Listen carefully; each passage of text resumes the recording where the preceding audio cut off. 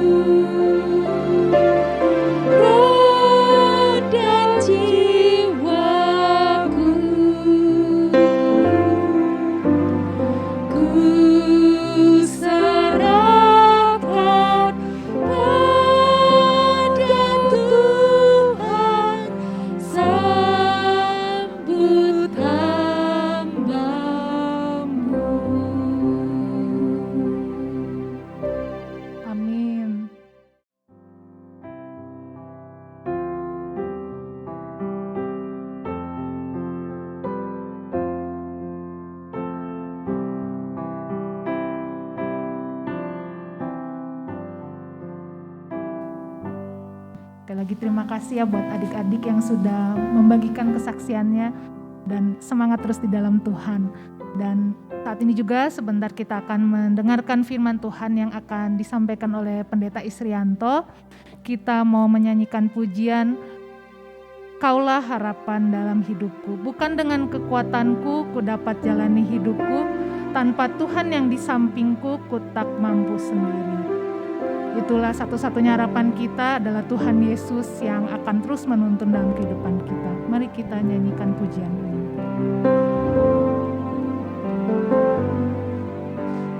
Bukan dengan kekuatan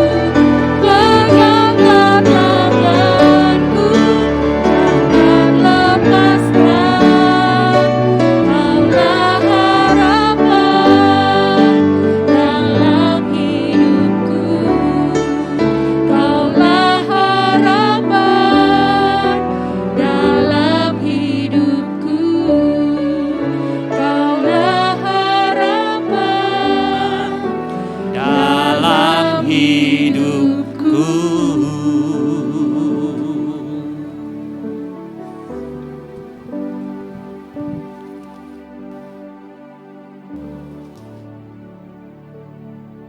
Mari kita berdoa. Bapa di dalam surga, kami bersyukur karena kami punya Tuhan yang menjadi harapan hidup kami. Karena Injil yang menyelamatkan kami, Yesus Kristus yang sudah datang menjadi manusia, yang sudah menjelma menjadi manusia, yang mati dan bangkit menjadi penebus. Dan kami bersyukur karena kami sudah ditebus, didamaikan dengan Allah, dibenarkan, dikuduskan. Dan kami punya pengharapan di dalam Engkau. Terima kasih Bapa, kami mau merenungkan firman-Mu. Kiranya Tuhan yang terus memimpin dan memberkati firman-Mu, menguatkan iman kami dan pengharapan kami. Dalam nama Tuhan Yesus kami berdoa. Amin. Amin.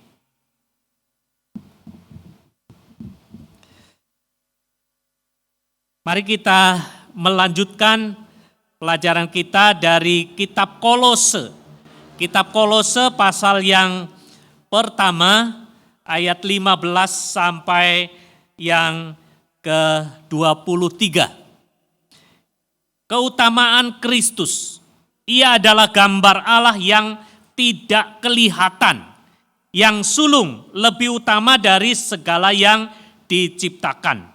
Karena di dalam Dialah telah diciptakan segala sesuatu yang ada di sorga dan yang ada di bumi, yang kelihatan dan yang tidak kelihatan, baik singgasana maupun kerajaan, baik pemerintah maupun penguasa, segala sesuatu diciptakan oleh Dia dan untuk Dia. Ayat 17.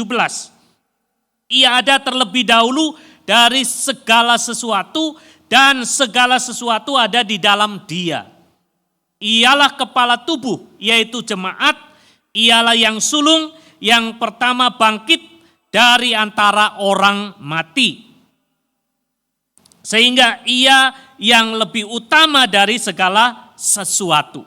Ayat 19, karena seluruh kepenuhan Allah berkenan diam di dalam Dia. Dan oleh Dialah ia memperdamaikan segala sesuatu dengan dirinya. Baik yang ada di bumi maupun yang ada di sorga. Sesudah ia mengadakan pendamaian oleh darah salib Kristus. Ayat 21, juga kamu yang dahulu hidup jauh dari Allah dan yang memusuhinya dalam hati dan pikiran seperti yang nyata dari perbuatanmu yang jahat. Sekarang diperdamaikannya di dalam tubuh jasmani Kristus oleh kematiannya untuk menempatkan kamu kudus dan tak bercacat di hadapannya. Tak bercela dan tak bercacat di hadapannya. Sebab itu kamu harus bertekun di dalam iman. Tetap teguh dan tidak bergoncang. Dan jangan mau digeser dari pengharapan Injil yang telah kamu dengar dan yang telah dikabarkan di seluruh alam di bawah langit. Dan yang aku ini Paulus telah menjadi pelayannya. Nah, Bapak Ibu Saudara yang dikasihi Tuhan, kita mau merenungkan firman Tuhan. Bertekun dan tetap teguh di dalam pengharapan Injil. Ya, ini bukan hanya nasihat untuk anak-anak, teman-teman yang akan dibaptis, tetapi inilah yang perlu menjadi keyakinan kita. Apa yang kita lakukan ketika kita sudah mengenal Tuhan Yesus Kristus. Kita perlu bertekun dan tetap teguh di dalam pengharapan Injil. Nah saudara-saudara, kalau kita merenungkan firman Tuhan, kemarin kita sudah membahas, kita belajar mulai dari kitab Kolose. Ya, kitab Kolose ini ditulis oleh Rasul Paulus. Dari Paulus, Rasul Yesus Kristus. Ya, di sini juga oleh kehendak Allah dan Timotius saudara kita. Tapi yang terutama adalah bagaimana surat ini ditulis. Surat Kolose termasuk salah satu surat dari penjara, disebutnya surat dari dalam penjara. Ya, kalau kita membaca pasal 4 ayat 10, ya Paulus ada di dalam penjara ya. Di dalam pasal 4 dijelaskan bagaimana kondisi Paulus.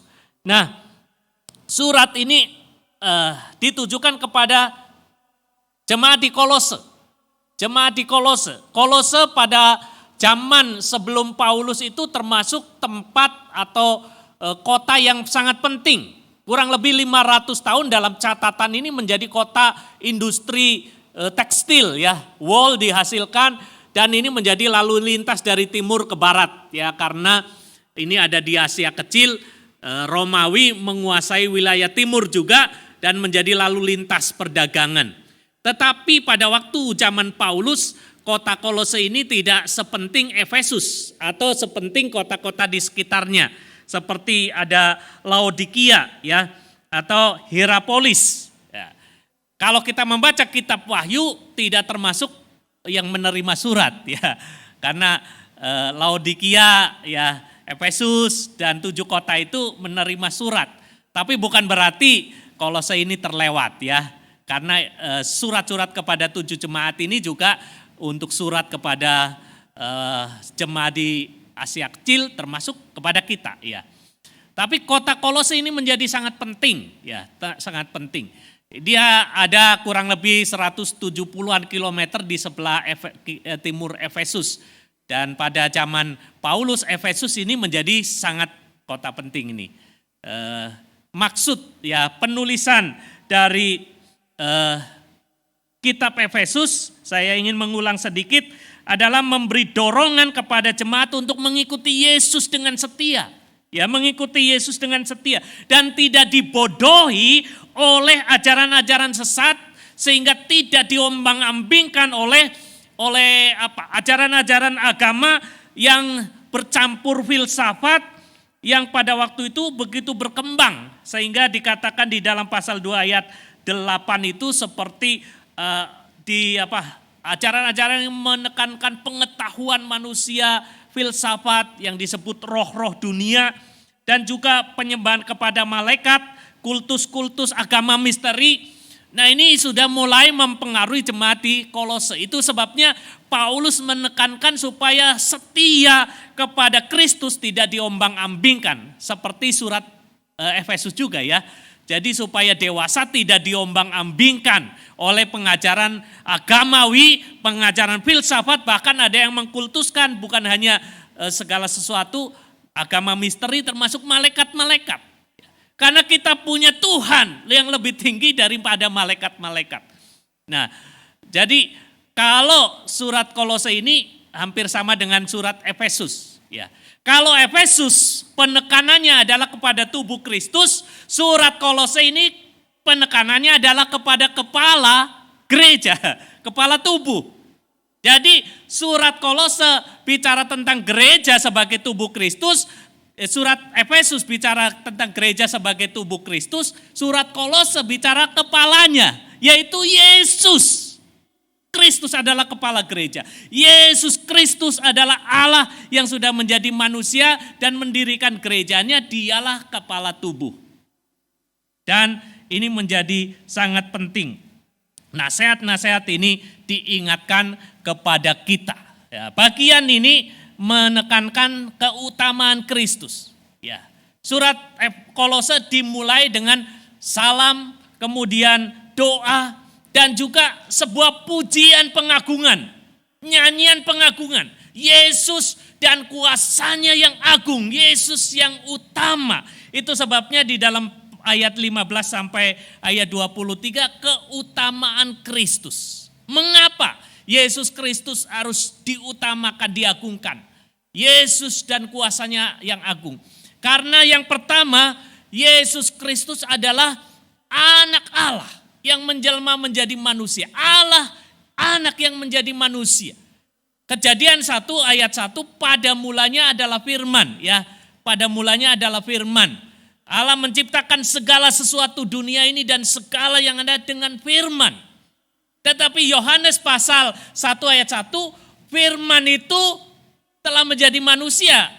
Pasal 1 Yohanes. Firman pada mulanya adalah firman, firman itu bersama-sama dengan Allah, dan firman itu adalah Allah. Dan firman itu adalah Allah. Firman ini menunjuk kepada Yesus. Yesus itu dalam Kejadian 1 sudah disebut firman bersama-sama dengan Allah. Pada Yohanes 1, firman yang bersama-sama dengan Allah yang menciptakan alam semesta ini. Kemudian ayat 14, firman itu sudah menjadi manusia dan diam di antara kita. Jadi kita percaya bahwa Allah berinkarnasi, tapi kita tidak percaya reinkarnasi. Ya. Jadi reinkarnasi berarti kalau kita mati nanti menjelma lagi. Ya, itu kita tidak percaya. Tapi kita percaya bahwa Allah menjelma menjadi manusia. Yesus Kristus adalah Allah yang menjadi manusia tinggal di tengah-tengah kita. Ya, jadi Allah yang menciptakan segala sesuatu. Yang sulung ini menunjuk kepada Allah yang dari mulanya sebelum segala sesuatu ada, dia sudah ada. Orang saksi Yehova mengaitkan yang sulung berarti ciptaan. Yang dimaksud oleh penulis Paulus Kolose ini, yang dimaksud yang sulung bukan berarti ia salah satu dari ciptaan. Tetapi dia bicara tentang dia yang bangkit pertama-tama. Ya, pertama-tama bangkit. Dan dialah yang akan membangkitkan manusia dari kematian. Dan ini bicara tentang yang ada sejak mulanya. Ya, ada sejak mulanya. Menunjuk kepada Allah yang sejak semula.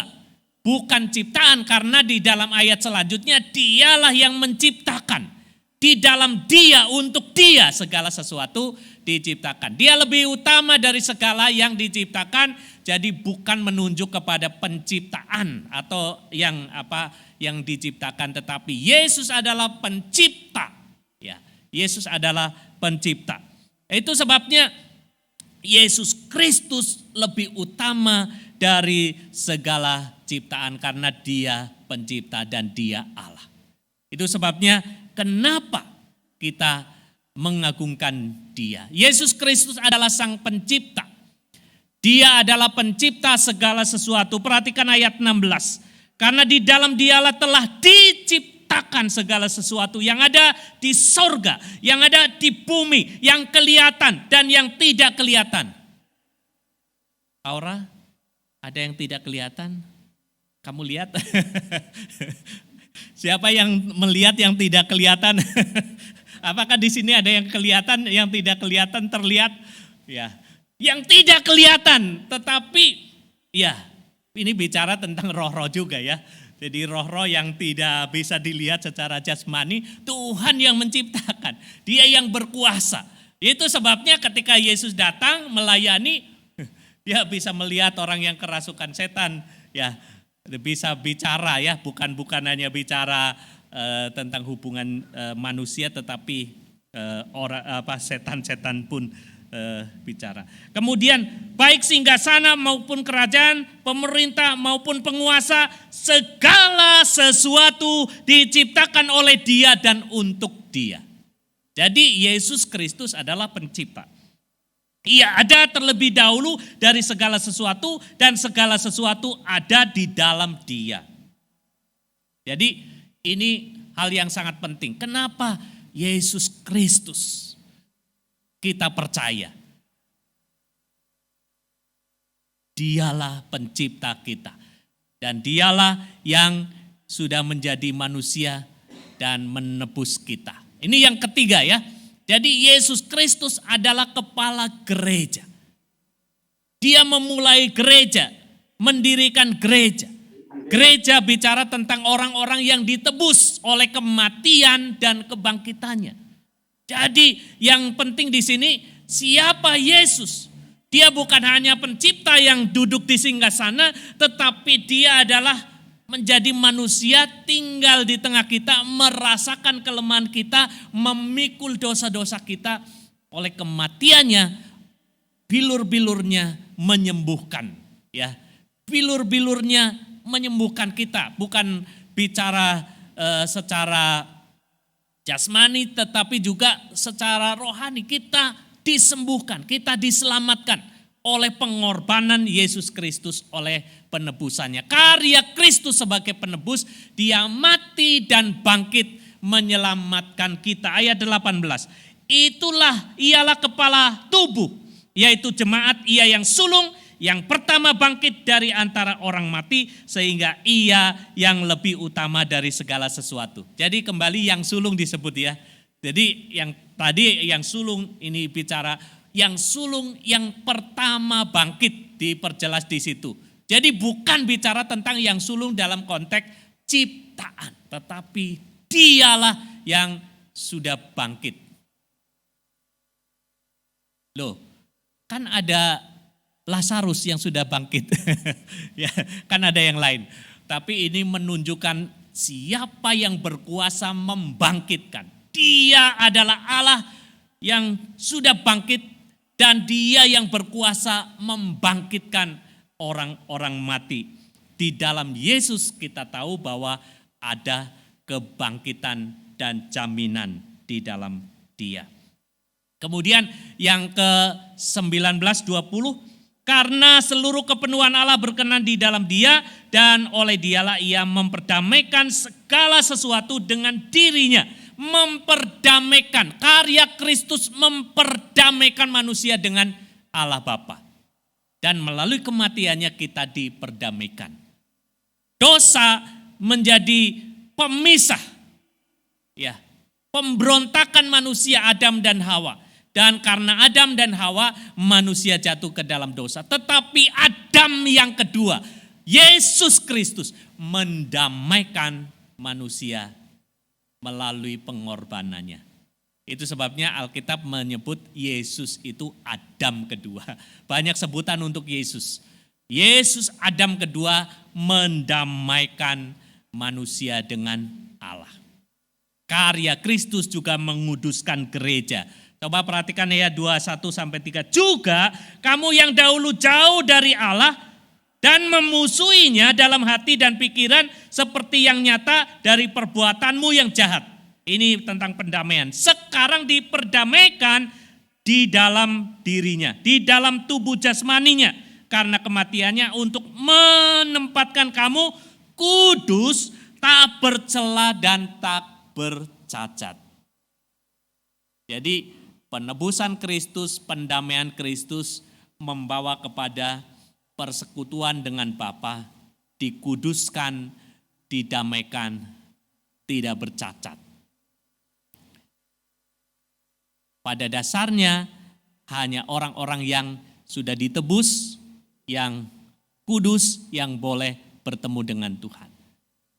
Tapi tidak ada manusia yang bisa kudus, yang kudus dalam pengertian tak bercacat, tak bercela, yang berkenan kepada Tuhan. Tetapi di dalam Kristus itu menjadi mungkin. Ya, itu sebabnya kesaksian dari teman-teman kita, penekanannya apa? Yesus Kristuslah yang menebus kita, mendamaikan kita, dan mempersekutukan kita dengan Bapa. Dan bukan hanya itu, dia menguduskan kita sampai kepada kemuliaannya. Atas 3 hal ini, Rasul Paulus mengingatkan di dalam bagian ini ayat 23, sebab itu. Ya, sebab itu anak-anak dan kita semua, sebab itu kamu harus bertekun di dalam iman, tetap teguh dan tidak bergoncang, dan jangan mau digeser dari pengharapan Injil. Ya, jadi ini implikasi dan penerapannya bagi kita. Setelah kita mengenal Tuhan Yesus, siapa dia? Dia Allah yang menjadi manusia, dia Allah pencipta, dia yang sudah mendirikan gereja dan mendamaikan kita, menebus kita melalui gerejanya kita dipersekutukan, dan bukan hanya dipersekutukan dengan sesama tetapi dengan Bapa. Karena itu bukan hanya untuk jemaat di Kolose supaya tidak terombang-ambing, tetapi juga kita. Karena itu 3 implikasi bagi iman gereja ya. Bertekun di dalam iman. Jangan mau digeser, jangan mau diombang-ambingkan oleh ajaran palsu, ajaran sesat apapun. Yesus Kristus adalah Tuhan Juru Selamat satu-satunya. Teguh dan tidak bergoncang. Ya, teguh dan tidak bergoncang. Hidup di dalam pengharapan Injil. Hanya Injil satu-satunya yang memberi pengharapan. Ketika kita mati, kita akan bersama-sama dengan Tuhan dalam kemuliaan. Karena itu mari kita dengan yakin berdoa kepada Tuhan, Tuhan Yesus. Dan di dalam namanya kita punya jaminan. Ya, sebagai gerejanya Dia sudah menjamin kita supaya kita dapat menikmati anugerahnya. Amin. Mari kita berdoa. Bapa di dalam surga, kami mengucap syukur karena kami punya Tuhan Yesus. Bukan hanya menjadi juru selamat, tetapi Engkau yang sudah menciptakan segala sesuatu. Engkau juga yang menjadi kepala gereja, pemimpin gereja, membangkitkan gereja untuk menjadi saksimu di tengah-tengah dunia ini.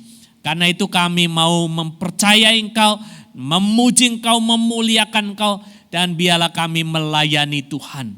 Kami ingin bertekun di dalam iman, tidak tergoncang di dalam pengharapan Injil satu-satunya yang menjamin kehidupan kami. Inilah doa kami, dalam nama Tuhan Yesus kami berdoa. Amin. Amin.